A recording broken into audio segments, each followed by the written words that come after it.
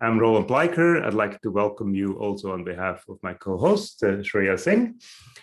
Shreya has been doing her PhD here at UQ on the visualization of India's nuclear tests, and she's in fact in the very, very last parts of her PhD, just about to submit in the next few weeks.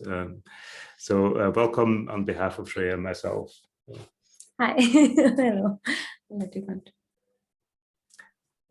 I just want to say thank you to everybody for coming here. I'm Shreya Singh. I'm finishing my PhD, and I'd like to begin with the acknowledgement of country. We gather on the unceded lands of the Turrbal, Yugara, Jagara, Yugarapul, and the Kwandamuka peoples. We pay our respects to elders past, present, and future, and to all First Nations communities across the country and the world. We recognize that Indigenous sovereignty over these lands was never ceded, and that Aboriginal and Torres Strait Islander communities have been resisting, refusing, and disrupting colonialism since 1788. Now we have today with us, and I'm extremely pleased and honored and excited about it, Professor Shirin M from the University of Warwick. Welcome, Shirin. Thank you. And we're here to launch this wonderful and absolutely, it's not how huge it is, this wonderful Oxford Handbook on the Politics of Performance. And before we start, maybe say a few words about Shirin. Shreya will give a bit of a formal presentation introduction. I just want to say I've had the privilege of knowing Shirin and working with Shirin for many years now, and she's incredible how she has been for many years at the forefront of different fields of study in development, in questions of gender, in questions of political economy.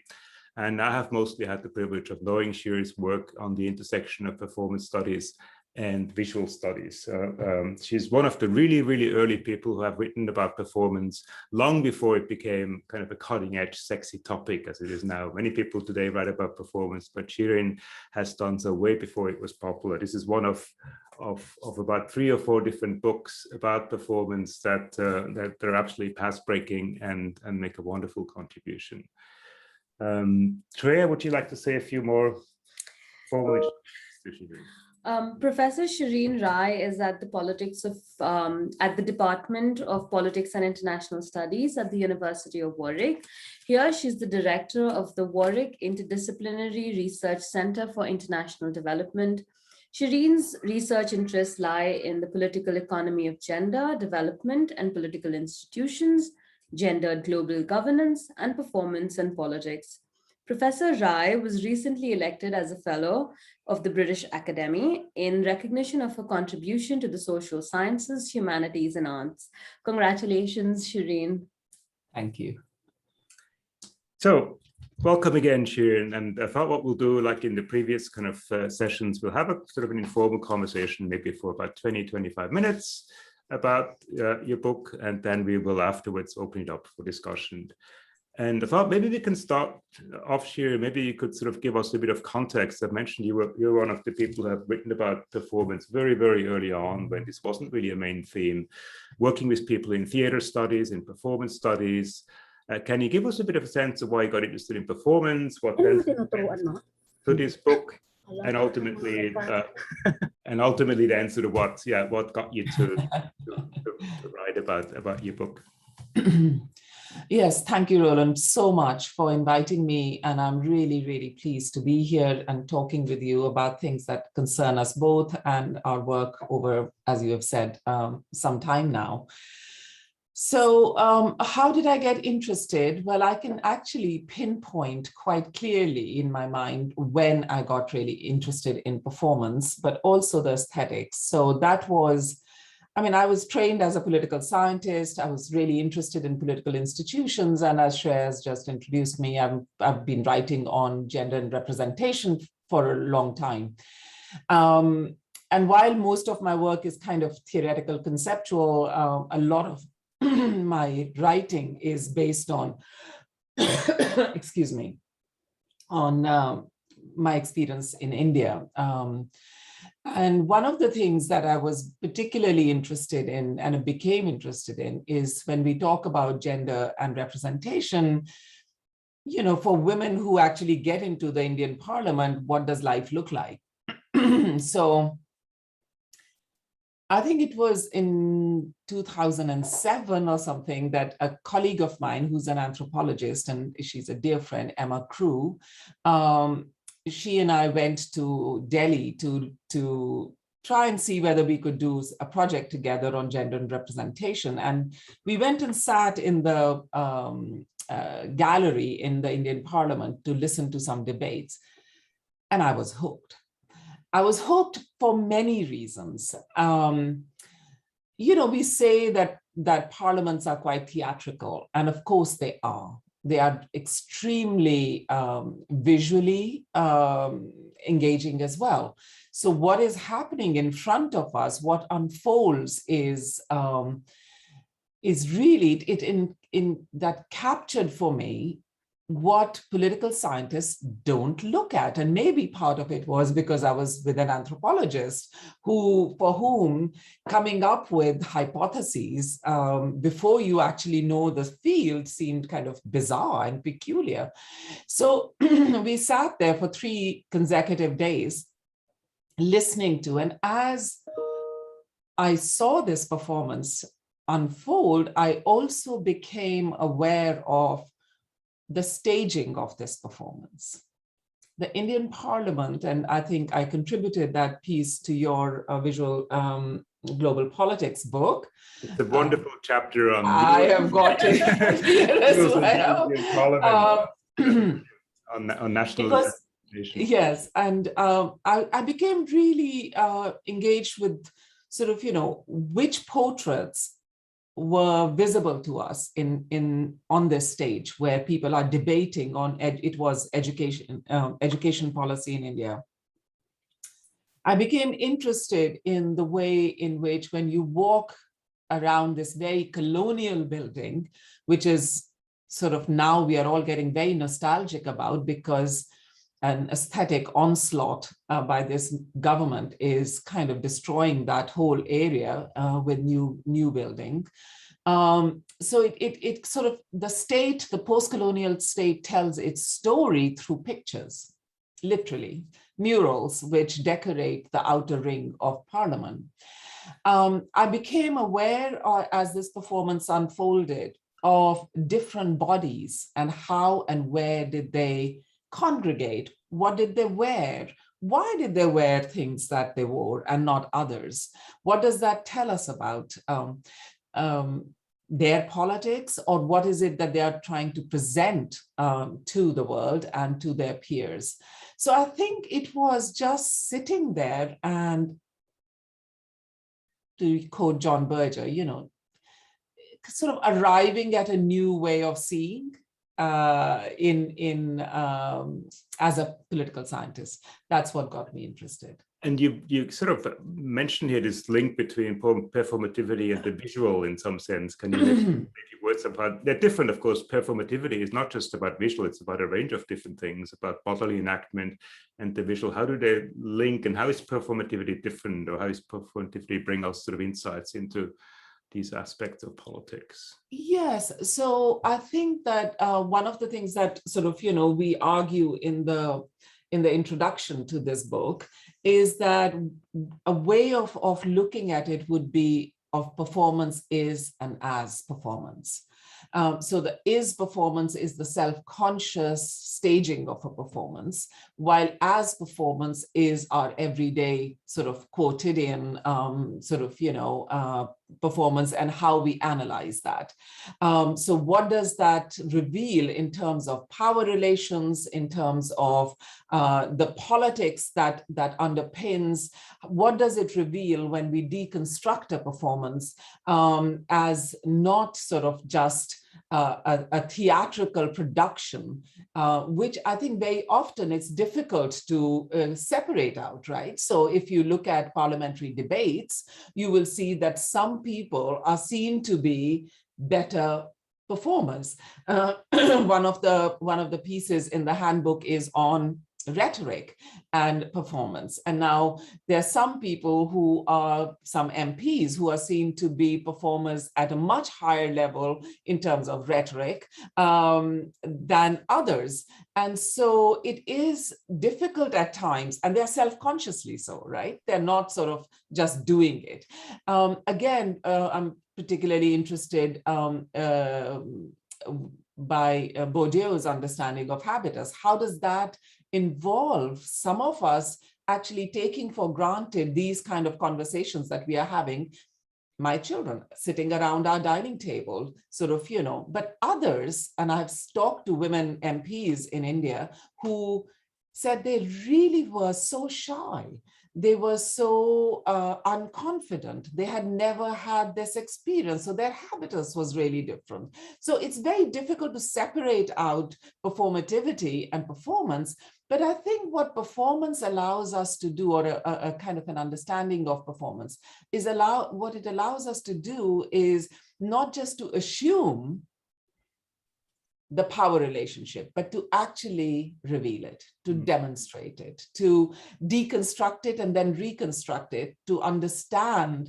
So I wouldn't have been able to understand Parliament, its ceremonies, its rituals, its aesthetic, the bodies, that the somatic norm within parliaments, if I hadn't sort of shifted my lens. Right. So I think it's that distinction between is as performance, and the visual is extremely important part of that. Shireen, so fascinating as you're talking about this like gendered performativity, so many like, and you're talking about this like higher performativity and different performativities. People like Jayalalitha, the now passed away Jayalalitha, or Mayawati, and all of these people come to mind, who I'm sure, of course, you worked and researched on. Picking up on this like racialized and gendered nature of political visualization that you look at, and how these bodies of different MPs and women MPs are particularly framed, I'm going to be sneaky and, you know, sort of take a cue from Professor Spivak's Can the Subaltern Speak? And I'm going to ask you, can the subaltern see? And then how does the seeing and unseeing almost of the subaltern then affect that performativity? Well, that's a really good question, and I'm not sure I can sort of fully answer it, but let me have a go. So, and I've written about this in a piece on The Good Life. My father used to tell me a story, which is that he went for a walk in the morning in Shimla, and he was a great walker and he loved mountains. And he came back, and I still remember that because, I've never forgotten this story. And he came back and he was really cross with himself. And I said, why? What's going on? And he said, you know, I was walking and then got a bit tired, but it was so beautiful that I sat on the roadside and just leaned against this wall. And I was admiring the scenery when this coolie, right? Coolie came and also took rest against that wall, and he was carrying quite a big load, so he was sort of breathless. And my dad was a great talker. He would talk to anybody, including trees, I think. But and he was just, you know, so this man was there, the coolie was there, and my father said, oh, aren't you lucky to be living in Shimla, that look at these beautiful mountains. And the coolie looked at him and he said, when do I get the chance to raise my head to look at these mountains? I'm constantly with this load on my back. And my father, as a Marxist, you know, he was really angry with himself that he did not understand the question that you asked, Shreya, which is, can the subaltern see? Can the subaltern see what he sees? And can the subaltern see something very different? His feet, maybe? The road ahead? Whether the road is properly metalled or not, how many wears does his chappals or his shoes have left? I don't know what he sees, right? And so to think about the subaltern, and I suppose that's where it does link up really nicely with Spivak's argument, is sort of, you know, how does my father know what this man can see or not. And the articulation of that seeing and not seeing in this story is not only just poignant, but it's political fundamentally. And so, yes, you can say that the subaltern, of course they see the lynchings in sort of, they see the aesthetics of lynchings. There's sort of, there's aesthetic of violence. You can see the aesthetic of commemoration of sort of violence against Dalits in India, for example, or the lack of it, right? Where you might have had commemorative sort of, statues or a cenotaph, or there's an absence of these. So I think that whether I'm sure that this question of subalternity and seeing is so important because of also what Burgess talks about in his work, which is the male gaze is the gaze that is privileged. So it is also the powerful whose gaze is privileged, right? So what they expect to see materializes very often. I was wondering if we can use this sort of to come back now and talk a bit more specifically about the book we're launching today, which is a very massive book, a huge undertaking, 700 pages, and is it about 40 or more than 40 different 42 chapters? Yes. Scholars from all different areas, from politics, from theater studies, from history, from anthropology, from art history. There's even a crazy chapter by Emma Hutchison and myself in it. So I was wondering if you can say a bit more about the kind of the challenges of working with people from so many different disciplines, the rewards, especially including in the previous book, you've worked particularly with people from performance and theater studies. Sort of what did you feel, what have you learned from them that you couldn't learn from politics people and the other way around? And how do you feel has that enriched, and how did you end up with this kind of huge volume? That's such a wonderful question. I mean, I think that starting from this whole point about sort of being trained as a political scientist, and then I think that if I look back last 20 years anyways, it seems to me that I've been moving towards escaping my discipline all the time. And I think the reason for that, I suppose, which all of us would understand, is that life isn't compartmentalized, right? And our understandings and the tools with which we understand our lives and the lives of others and those around us and relations of power, I feel cannot be contained within institutions, within policy making, but also more importantly, in terms of the lenses that we use to understand these. So I think it was my sort of colleague, Janelle Reinhold, with whom I wrote edited the book, Grammar of Politics and Performance, we started talking, and I think that was the first book that came out in terms of this field, and it was great fun. And we were it was the theatricality of political institutions that led me to reach out to Janelle. I think that theater studies and performance studies colleagues have been really much more open to engagement with political theory, with IR theory, with broader frameworks of politics than we have as political scientists and IR scholars with theatricality. As you know, very often theatricality is seen to be somehow a lesser order of performance. There's something non-authentic, to go back to your introduction to global visual, of visual global politics, Roland. There's that notion, and which I also look at in my article, which is 2015 article on political performance, that there is a sense, an expectation of authenticity in performances. And if that doesn't come through, then it somehow disturbs our understanding of performance itself. But political scientists very often think that theatricality is to do with hiding your emotions, hiding somehow your real politics, dramatics through this flim-flam of theatricality.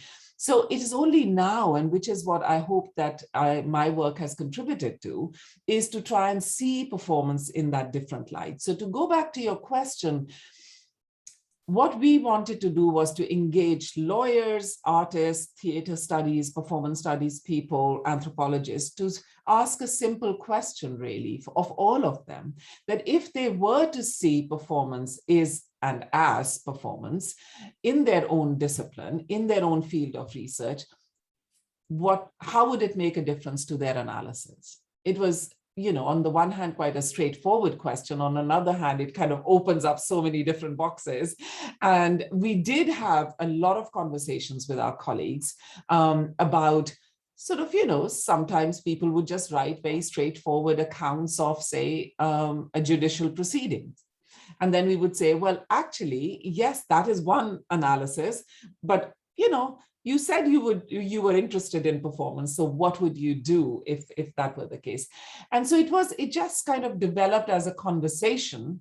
Now, the challenges of, at least the ones that I have felt, of crossing disciplinary boundaries, just like as we have seen during this pandemic, crossing national boundaries, is that you're never quite sure, right? I mean, if I'm to study IR, I know these are the people I have to read. Okay, I might criticize them, but actually I know what they are going to say. I know what they have said, etc. But when you are dealing with another discipline, I found it I always use the metaphor of I always felt I was on thin ice and I never know where I put my foot wrong and then I get criticized by my colleagues.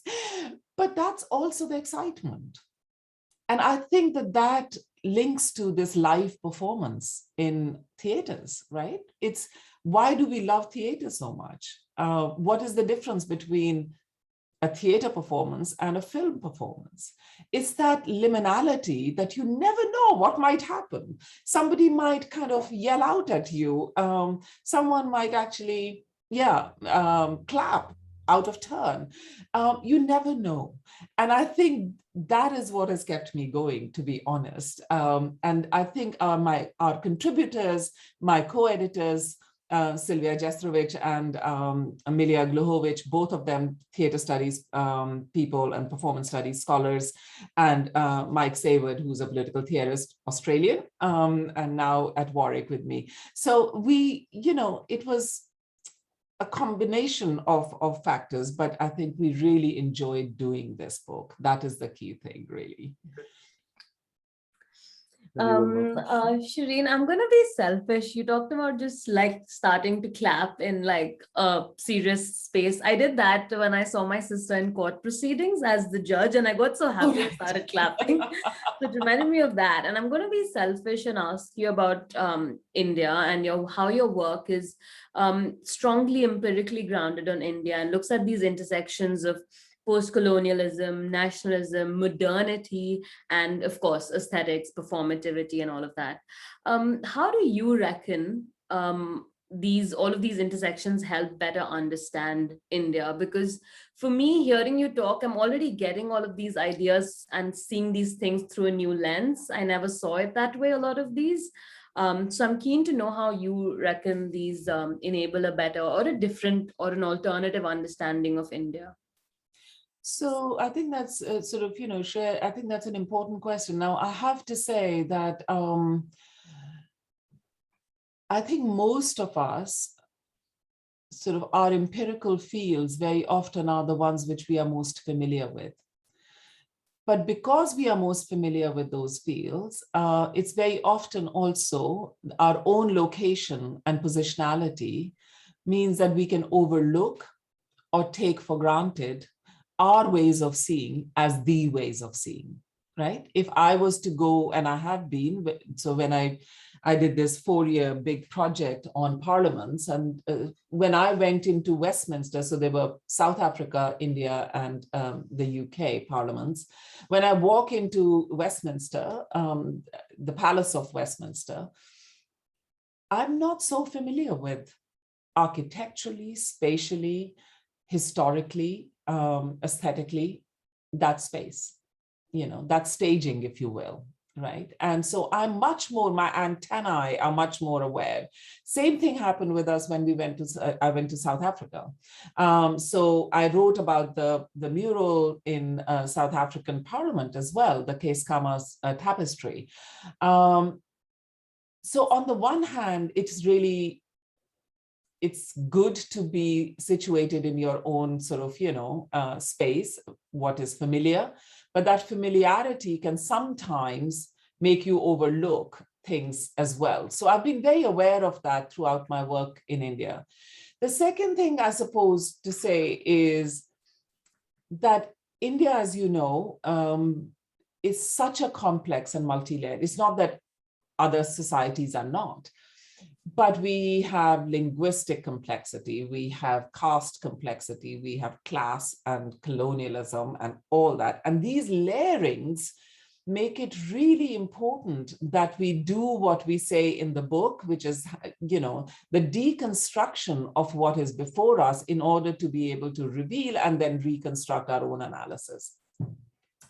So I've tried to do that in my work in India. And I find it, living in the UK and being of Indian origin, I find something which is quite fascinating in terms of modernity, but also about culture. So India is formally a secular state, constitutionally a secular state, but at every point, even the state ceremonies and rituals are reflective of very religious sort of elements. Lighting of the lamp, doing sort of, so you've got the breaking of the champagne bottle in the UK. While the UK is, of course, headed by the Queen, and she's the head of the church.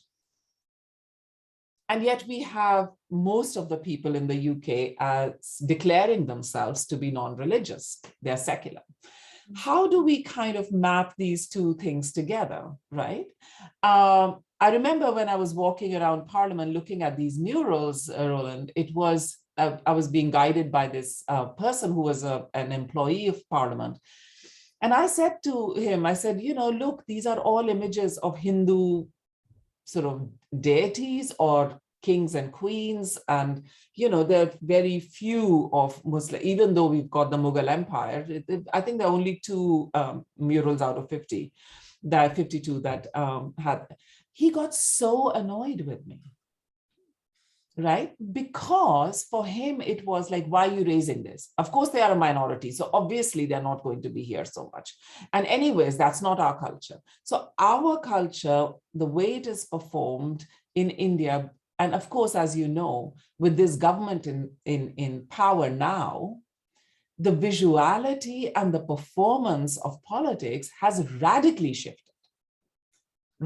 shifted to articulate as politics, as performance, Hindu performances, right? So I think India had sort of looking at India, is such a big place, such a big country. So I was in Delhi in 2019 when all these campaigns against the Citizenship Act were taking place. So I went and saw the visuality of subaltern politics in Shaheen Bagh, for example, and I've written about that. How these women, Muslim women who came out and sort of occupied spaces, created a square out of a crossroads, right? Engaged in performance, but also is performance. So as performance is performance, inviting theater groups to perform for them, inspired others to come in and support them when they would not have otherwise. It was an amazing performative element. So I feel very pleased and proud that I actually can look at India in these ways now.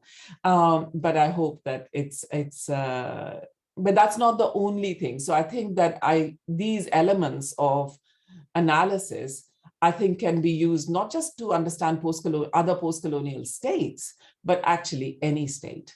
The UK, its multiculturalism or the sort of failure of that is another case in point.